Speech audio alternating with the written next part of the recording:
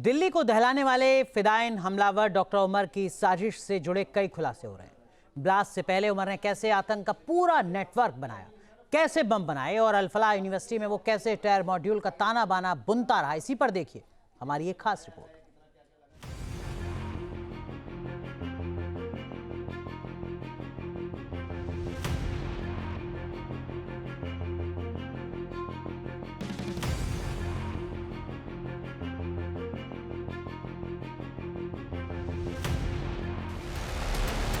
दिल्ली को दहलाने वाले आतंकी डॉक्टर उमर की खौफनाक साजिश बेनकाब।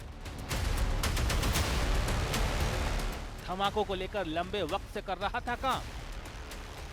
व्हाइट कॉलर टेरर मॉड्यूल को मिशन मोड पर आगे बढ़ाने में जुटा था। I-20 कार में खुद को उड़ाने वाला आतंकी उमर लंबे वक्त से दिल्ली को दहलाने की तैयारी कर रहा था। कश्मीर से लेकर फरीदाबाद तक उसने जाल बिछाया और आतंकी वारदात को अंजाम दिया।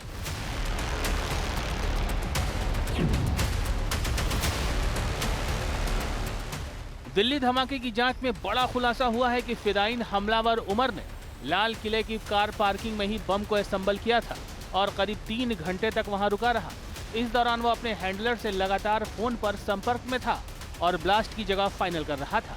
सूत्रों के मुताबिक उमर किसी सिंबॉलिक और हाई इंपैक्ट लोकेशन की तलाश में था जहां धमाके का ज्यादा असर हो। हैंडलर से लगातार फोन पर संपर्क में था और ब्लास्ट की जगह फाइनल कर रहा था। सूत्रों के मुताबिक उमर किसी सिंबॉलिक और हाई इंपैक्ट लोकेशन की तलाश में था जहां धमाके का ज्यादा असर हो।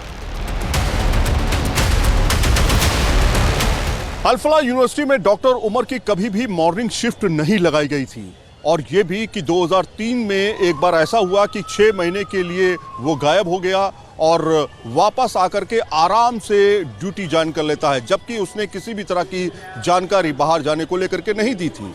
इसके बावजूद जो मैनेजमेंट है अल-फलाह यूनिवर्सिटी का, अस्पताल का, वो इस पर इतना मेहरबान क्यों है, ऐसे सवाल अब साफ तौर पे उठते हैं। ये भी कि हमेशा उसकी नाइट शिफ्ट, इवनिंग शिफ्ट ही लगाई जाती थी, ऐसा क्यों है, इसको लेकर के भी अब सवाल लगातार खड़े हो रहे हैं।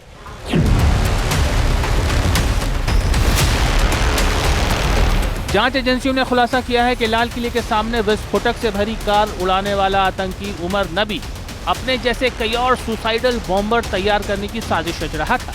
इसके लिए वो लगातार वीडियो बनाकर युवाओं को भेजता था ताकि उनका ब्रेन वॉश किया जा सके। उमर अपना नेटवर्क को बढ़ाने के लिए लगातार युवाओं को अपने साथ जोड़ने का प्लान बना रहा था। वो लगातार युवाओं से संपर्क में भी था और बताया ये भी जा रहा है कि अपने नेटवर्क को और अपने मॉड्यूल को बढ़ाने के लिए बाकायदा उसने करीब 11 वीडियोस जो हैं वो अलग अलग 70 लोगों को भी भेजे, जिसमें भड़काऊ भाषण थे, जिसमें वो लोगों को जिहाद के बारे में समझा रहा था। उमर चाहता था कि ज़्यादा से ज़्यादा युवा जुड़े ताकि वो फिदायीनी हमला भी कर सकें। इसकी प्लानिंग वो काफ़ी पहले से करता जा रहा था। दिल्ली ब्लास्ट की जांच जैसे जैसे आगे बढ़ रही है, ये साफ होता जा रहा है कि डॉक्टर उमर उन नबी ही सुसाइड अटैक का मास्टरमाइंड था। सूत्रों के मुताबिक 10 नवंबर के धमाके से पहले 10 दिनों तक डॉक्टर उमर नूह की हिदायत कॉलोनी के एक सेफ हाउस में छिपा था। सूत्रों के मुताबिक डॉक्टर उमर 31 अक्टूबर को शोएब के साथ हिदायत कॉलोनी के इस मकान में आया था।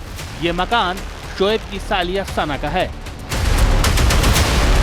बताया जा रहा है कि उमर 10 दिनों तक इसी कमरे में रहा, न कपड़े बदले और न नहाया। 10 दिनों में से 4 दिन उमर ने अपनी कार इसी सेफ हाउस के बाहर लगाई थी। दावा किया जा रहा है कि नूह की हिदायत कॉलोनी में मौजूद इसी सेफ हाउस में धमाके की साजिश रची थी।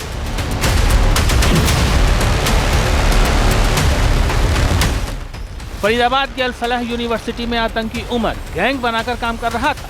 उसके साथ आतंकी डॉक्टर मुजम्मिल को भर्ती करने की जिम्मेदारी थी, जबकि उमर और शाहीन मिलकर युवाओं का ब्रेन वॉश करते थे। इस पूरे काम की फंडिंग डॉक्टर उमर जुटा रहा था। फरीदाबाद की अल-फलाह यूनिवर्सिटी के आतंकी मॉड्यूल का भंडाफोड़ होने के बाद तमाम जानकारियां सामने आई। एक और नई जानकारी सामने आई है कि इस ग्रुप में सभी डॉक्टरों की जिम्मेदारी तय थी, यानी कि सबको अलग अलग काम दिया गया था। डॉक्टर मुजम्मिल शकील, जिसके ऊपर इस आतंकी नेटवर्क को खड़ा करने की सबसे बड़ी जिम्मेदारी थी। मुजम्मिल सबसे पहले डॉक्टरों को और दूसरे लोगों को शॉर्टलिस्ट करता था अपने ग्रुप के लिए, बाद में उन्हें इस ग्रुप में रिक्रूट किया जाता था। डॉक्टर शाहीन और उमर नबी की जिम्मेदारी ये थी कि वे आर्थिक रूप से कमज़ोर लोगों की मदद करें और ज़रूरत पड़ने पर उनका ब्रेन वॉश करें। कहने को तो मुजम्मिल इमरजेंसी वार्ड का एक सर्जन था, लेकिन पर्दे के पीछे वो आतंकी सरगना था जिसकी जिम्मेदारी थी इस ग्रुप को सबसे ताकतवर और सबसे मजबूत ग्रुप बनाया जाए। व्हाइट कॉलर टेरर मॉड्यूल में भर्ती लोगों से क्या काम लेना है, ये सब आतंकी उमर ही तय करता था। इसमें उमर की मदद लेडी टेररिस्ट डॉक्टर शाहीन करती थी। लोगों का भरोसा जीतने के लिए डॉक्टर उमर के कहने पर कुछ लोगों को अस्पताल में नौकरी पर भी रखा गया था। इसका मकसद यही था कि वो एहसान जता सकें और जरूरत पड़ने पर उनका इस्तेमाल आतंकी वारदात में कर सकें।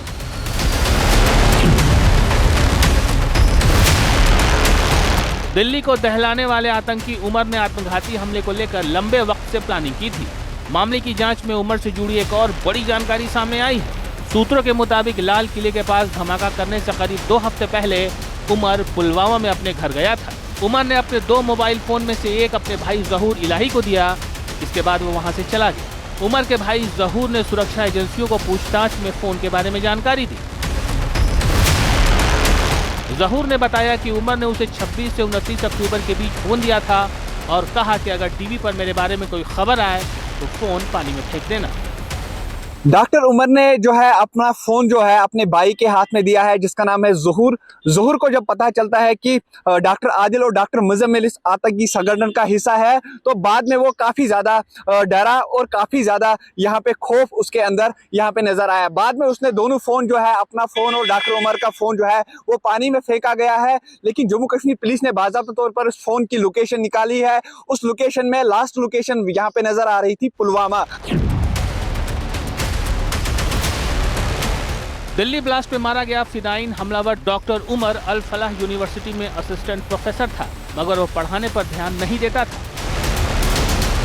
अल फलाह यूनिवर्सिटी से MBBS कर चुके कुछ डॉक्टरों ने बताया कि डॉक्टर उमर शुरू से ही बेहद कम क्लास लेता था। वो हफ्ते में 1 या 2 लेक्चर ही लेता था और वो भी 15-20 मिनट में खत्म कर वापस अपने रूम में चला जाता था।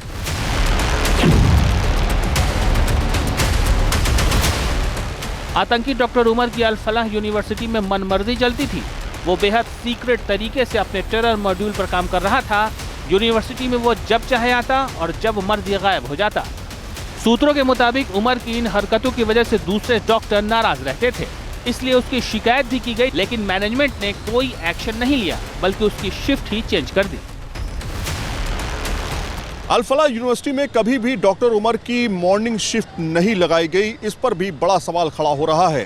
बताया गया कि 2023 में एक बार ऐसा हुआ कि वो 6 महीने के लिए यूनिवर्सिटी से नदारत रहा, अस्पताल से नदारत रहा। उसके बावजूद जब वो वापस आता है तो आसानी से वो ज्वाइन कर लेता है और उसके बाद भी उसकी शिफ्ट जो थी वो नाइट या इवनिंग की लगाई जाती रही।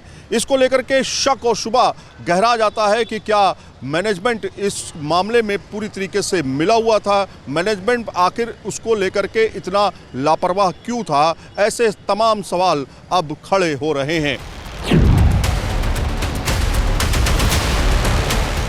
डॉक्टर उमर बम बनाने में माहिर था। दिल्ली ब्लास्ट में इस्तेमाल विस्फोटक भी उमर ने खुद ही तैयार किया था। हरियाणा से दिल्ली तक वो अकेले ही कार में मौत का सामान लाया और धमाका कर दिया।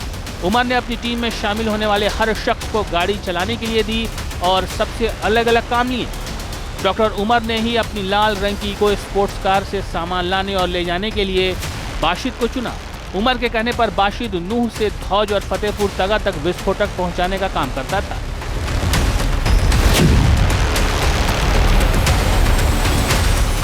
दिल्ली धमाके की जांच में यह भी खुलासा हुआ है कि आतंकी उमर और उसका पूरा गैंग 4 महीने से फर्टिलाइजर और केमिकल स्टोर करके रख रहा था।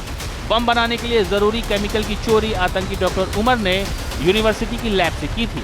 केमिकल चुराने में उमर का साथ डॉक्टर शाहीन ने दिया था। जांच एजेंसियों के मुताबिक ये लोग करीब 200 बम बनाने की तैयारी में थे। News nation. जहाँ भक्ति है हर शब्द में, कथाओं में छुपे हैं दिव्य रहस्य और ज्योतिष देता है जीवन को दिशा। धर्म से जुड़ी हर बातों को जानने के लिए हमारे चैनल स्तुति को सब्सक्राइब करें। चैनल पर जाने के लिए इस लिंक पर क्लिक करें।